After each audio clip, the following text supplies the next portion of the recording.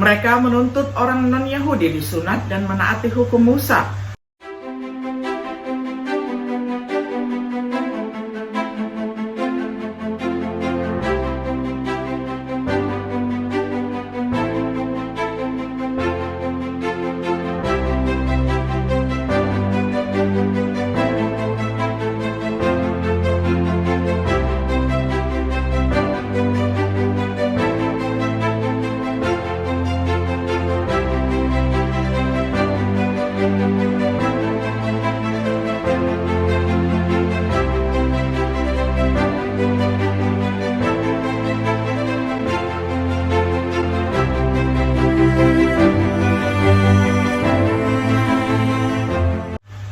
Shalom sahabat Biblika yang dikasihi oleh Tuhan.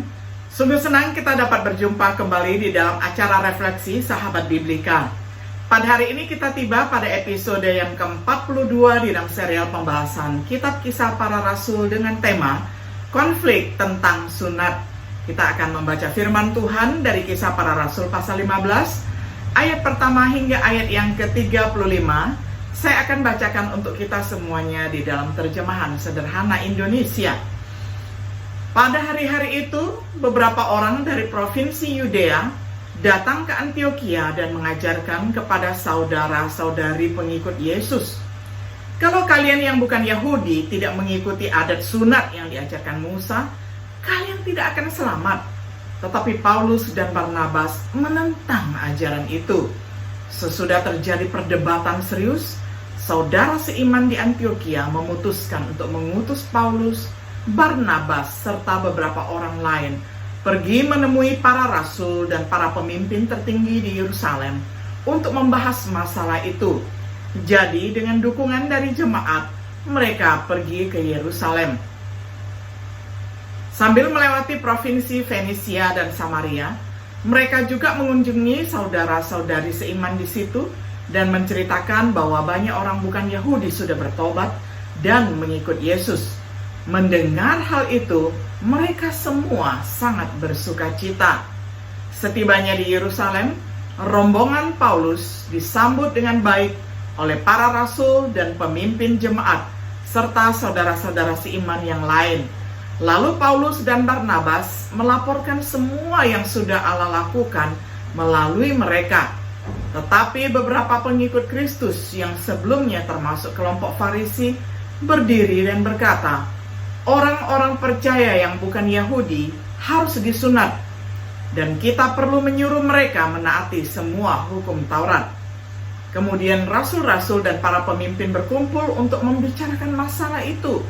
Sesudah perdebatan yang panjang, Petrus berdiri dan berkata, saudara-saudara, kalian tahu bahwa sejak dulu Allah sudah memilih saya dari antara kita untuk menjadi orang pertama yang memberitakan kabar baik kepada orang bukan Yahudi, supaya mereka percaya kepada Kristus. Dan Allah yang tahu isi hati setiap orang, sudah menerima orang yang bukan Yahudi itu. Allah menunjukkan hal itu kepada kita dengan memberikan Roh Kudus kepada mereka, sama seperti yang sudah diberikannya kepada kita. Allah sama sekali tidak membeda-bedakan antara kita dengan mereka, sama seperti yang terjadi pada kita. Saat mereka percaya, Allah juga membersihkan hati mereka. Jadi sekarang, kenapa kalian menentang Allah dengan menyusahkan saudara-saudari seiman yang bukan Yahudi itu? Baik kita maupun nenek moyang kita tidak pernah mampu melakukan seluruh hukum Taurat. Lalu kenapa membebani mereka dengan semua itu? Sebaliknya, kita percaya bahwa kita orang Yahudi hanya bisa diselamatkan melalui kebaikan hati Tuhan Yesus. Hal yang sama juga berlaku untuk mereka yang bukan Yahudi. Lalu semua yang hadir pun terdiam dan mendengarkan Barnabas dan Paulus yang menceritakan semua keajaiban yang sudah Allah lakukan melalui mereka di antara orang-orang yang bukan Yahudi. Sesudah mereka berdua selesai berbicara, Yakobus berkata, saudara-saudara, dengarkan saya. Petrus sudah menceritakan kepada kita bagaimana untuk pertama kalinya Allah menunjukkan kebaikan hatinya kepada orang yang bukan Yahudi, di mana banyak orang diangkat dari antara mereka menjadi umatnya. Hal itu terjadi sesuai dengan yang sudah dinubuatkan oleh salah satu nabi seperti yang tertulis. Sesudah itu, aku akan kembali dan membangun lagi kerajaan Daud yang sudah runtuh. Aku akan membangun reruntuhan itu dan meneguhkannya kembali. Sebab aku ingin sisa manusia yang masih tertinggal mencari Tuhan, termasuk semua bangsa yang bukan Yahudi, yaitu mereka yang sudah aku pilih untuk menjadi umatku. Begitulah kata Tuhan yang akan melaksanakan semua hal ini. Dialah yang sudah memberitahukan rencana-rencananya ini jauh sebelum hal-hal itu terjadi. Lalu Yakobus melanjutkan, karena itu menurut pendapat saya, kita jangan menyusahkan orang bukan Yahudi yang sudah mulai bertobat dan kembali kepada Allah. Kita hanya perlu mengingatkan mereka tentang hal-hal yang prinsip, yaitu jangan terlibat dalam hal apapun yang berhubungan dengan berhala, termasuk makan sajian persembahannya. Juga jangan makan daging binatang yang mati dicekik, atau apa saja yang mengandung darah, dan jangan melakukan percabulan. Larangan-larangan ini bukan hal baru bagi mereka, karena sejak dulu sampai sekarang, hukum Taurat sudah diajarkan setiap hari Sabat di dalam rumah pertemuan orang Yahudi di setiap kota. Kemudian para rasul, pemimpin, dan seluruh jemaat memutuskan untuk mengutus beberapa orang dari antara mereka ke Antiokhia bersama Paulus dan Barnabas. Lalu mereka memilih Silas dan Yudas yang juga disebut Barsabas. Keduanya orang yang sangat dihormati di antara saudara seiman di Yerusalem. Kepada mereka dititipkan sebuah surat yang isinya sebagai berikut. Salam kepada semua saudara-saudari seiman yang bukan Yahudi di kota Antiokhia dan tempat-tempat lain di provinsi Syria dan Kilikia. Surat ini dari seluruh saudara seiman di Yerusalem, termasuk para rasul dan pemimpin jemaat. Kami sudah mendengar bahwa ada beberapa orang yang datang kepada kalian dari daerah kami, dan mereka sudah mengajarkan hal-hal yang membuat kalian ragu dan bimbang akan keyakinan kalian. Mereka mengajarkan bahwa kalian harus disunat dan tetap mengikuti seluruh hukum Taurat Musa.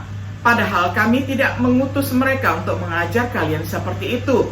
Karena itu, kami semua sepakat untuk memilih 2 orang dan mengutus mereka kepada kalian, bersama kedua saudara kita yang terkasih, yaitu Barnabas dan Paulus, yang sudah mempertaruhkan nyawa mereka demi melayani Tuhan kita, Kristus Yesus. Jadi kami mengutus Yudas dan Silas untuk memberitahukan secara langsung kepada kalian, seperti yang tertulis juga dalam surat ini. Berdasarkan tuntunan Roh Kudus, kami memutuskan untuk tidak membebani kalian dengan peraturan, kecuali hal-hal yang memang diperlukan, yaitu jangan terlibat dalam hal apapun yang berhubungan dengan berhala, termasuk makan sajian persembahannya. Jangan makan daging binatang yang mati dicekik, atau apa saja yang mengandung darah, dan jangan melakukan percabulan. Kalau kalian menghindari hal-hal itu, kalian berbuat baik. Sekian dan salam dari kami. Jadi rombongan utusan itu meninggalkan Yerusalem dan pergi ke Antiokhia. Setibanya di sana, mereka mengumpulkan jemaat dan menyampaikan isi surat itu. Jemaat sangat bersukacita mendengarnya, karena nasihat dalam surat itu menghibur mereka. Yudas dan Silas mempunyai kemampuan rohani untuk menyampaikan pesan dari Roh Allah. Jadi mereka berbicara banyak untuk menyemangati dan menguatkan saudara-saudari seiman itu. Sesudah Yudas dan Silas tinggal beberapa lama di sana, mereka berdua pamit untuk kembali kepada yang mengutus mereka. Dan jemaat Antiokhia mendoakan keduanya agar selalu dilindungi Allah. Tetapi Paulus dan Barnabas masih tinggal beberapa waktu lamanya di Antiokhia. Mereka bersama banyak orang lain mengajarkan berita keselamatan dan firman Tuhan kepada orang-orang yang ada di sana. Sampai sedemikian jauh pembacaan firman Tuhan dari Kisah Para Rasul pasal 15 ayat pertama hingga ayat yang ke-35. Sahabat Biblika yang dikasihi oleh Tuhan, selama perjalanan misinya yang pertama, Paulus melihat bahwa Allah membuka pintu iman bagi bangsa-bangsa lain. Ada pertobatan Gubernur Sergius Paulus pertobatan banyak orang bukan Yahudi di Antiokhia Pisidia, pertobatan orang Yunani di Ikonium. Tidak lama kemudian pertanyaan tentang non-Yahudi di gereja menjadi masalah. Haruskah orang bukan Yahudi diterima tanpa terlebih dahulu berpindah ke Yudaisme? Apakah mereka harus disunat dan menuruti hukum Musa? Setelah lama di Antiokhia Syria, Paulus dan gereja dihadapkan pada krisis mengenai masalah bangsa-bangsa lain. Yang pertama, konflik mengenai sunat. Beberapa orang datang dari Yudea mengajarkan bahwa orang bukan Yahudi tidak dapat diselamatkan tanpa sunat. Paulus dan Barnabas sangat tidak setuju dengan ajaran tersebut. Konflik ini mungkin melibatkan Petrus. Paulus dan Barnabas diutus ke Yerusalem, ditemani oleh orang-orang tertentu seperti Titus untuk berbicara dengan para rasul dan tua-tua yang dilakukan Paulus melalui wahyu. Dalam perjalanan mereka melewati Fenisia dan Samaria, menggambarkan pertobatan orang bukan Yahudi, menyebabkan sukacita besar di antara saudara-saudara seiman. Karena orang-orang yang menyebabkan gangguan itu berasal dari Yudea, Paulus dan rekan-rekannya pergi ke Yerusalem untuk menemukan asal muasal sebenarnya dari masalah ini. Hal ini menyebabkan diadakannya konferensi. Di rapat awal acara resmi oleh gereja, rombongan Paulus diterima oleh para jemaat, para rasul, dan para penatua. Kepada mereka, Paulus melaporkan semua yang telah dilakukan Allah dengan mereka. Beberapa pemimpin orang Farisi keberatan. Kemungkinan orang Kristen Yahudi yang dulunya adalah orang Farisi. Mereka menuntut orang non-Yahudi disunat dan menaati hukum Musa. Pertemuan pribadi dengan beberapa orang yang bereputasi, dan mana Paulus menjelaskan Injil yang dia beritakan, di mana beberapa saudara palsu mencoba memaksa Titus, seorang yang bukan Yahudi, untuk disunat, yang ditolak oleh Paulus. Dapat kita baca di dalam Galatia 2 ayat 3-6. Yakobus, Petrus, dan Yohanes memuji Paulus atas pekerjaannya di antara orang-orang bukan Yahudi. Dapat dibaca di dalam Galatia 2 ayat 7-10. Mengulurkan kepadanya tangan kanan persekutuan, hanya meminta agar dia mengingat orang miskin, sesuatu yang dia lakukan dengan hati-hati dalam sisa perjalanan misionerisnya. Rapat umum, Petrus berbicara tentang bagaimana Allah memilih dia untuk menjadi yang pertama berkhotbah kepada bangsa-bangsa lain. Bagaimana Allah memberikan kesaksian tentang penerimaan mereka dengan memberi mereka Roh Kudus. Bahwa Tuhan memurnikan mereka melalui iman seperti yang dia lakukan kepada orang-orang bukan Yahudi. Bahwa mereka tidak boleh menguji Allah dengan menempatkan beban pada orang-orang bukan Yahudi yang tidak dapat mereka tanggung sendiri. Bahwa Allah akan menyelamatkan orang Yahudi dengan cara yang sama, melalui kasih karunia Tuhan Yesus. Dengan kesaksian Paulus dan Barnabas, bagaimana Tuhan melakukan banyak mukjizat dan keajaiban melalui mereka di antara orang-orang bukan Yahudi. Banyak orang mendengarkan dengan senang dan tenang. Nasihat Yakobus mengingatkan mereka tentang apa yang baru saja dikatakan Simon Petrus, mengingatkan mereka tentang nubuat perjanjian lama, tentang Amos pasal 9 ayat 11-12, menawarkan penilaiannya bukan untuk menyusahkan orang-orang bukan Yahudi yang berpaling kepada Tuhan, tetapi tulislah kepada mereka, mintalah mereka untuk menjauhkan diri dari hal-hal yang tercemar oleh berhala, yaitu daging yang dipersembahkan kepada berhala, melarang percabulan, memakan binatang yang cekik, dan yang mengandung darah. Ini akan sangat membantu menjaga perdamaian antara orang percaya Yahudi dan non-Yahudi. Dengan kesaksian Paulus dan Barnabas, Petrus dan Yakobus didukung oleh perkenanan Allah melalui tanda-tanda ajaib dan kitab-kitab nubuatan, konflik tersebut segera diselesaikan. Yang ketiga, menghasilkan solusi dengan mengutus delegasi dan surat. Para rasul, penatua, dan seluruh gereja setuju untuk mengutus delegasi. Yudas dan Silas dipilih untuk menemani Paulus dan Barnabas bersama dengan surat itu. Salinan surat ini disimpan oleh Lukas. Catatan mereka yang menyebabkan masalah diidentifikasi telah melakukannya tanpa otoritas dari mereka yang ada di Yerusalem. Sekembalinya dari Yerusalem, Paulus dan delegasi kembali ke jemaat Antiokhia dan menyampaikan surat. Orang banyak bersukacita atas penghiburannya. Yudas dan Silas menasihati saudara-saudara dengan banyak bicara. Yudas akhirnya kembali kepada para rasul di Yerusalem. Silas tinggal di Antiokhia, kemudian bergabung dengan Paulus dalam perjalanannya. Paulus dan Barnabas tetap di Antiokhia mengajar dan berkhotbah. Sebagai kesimpulan, konflik sunat dan hukum Taurat menggambarkan tantangan yang dihadapi oleh gereja mula-mula.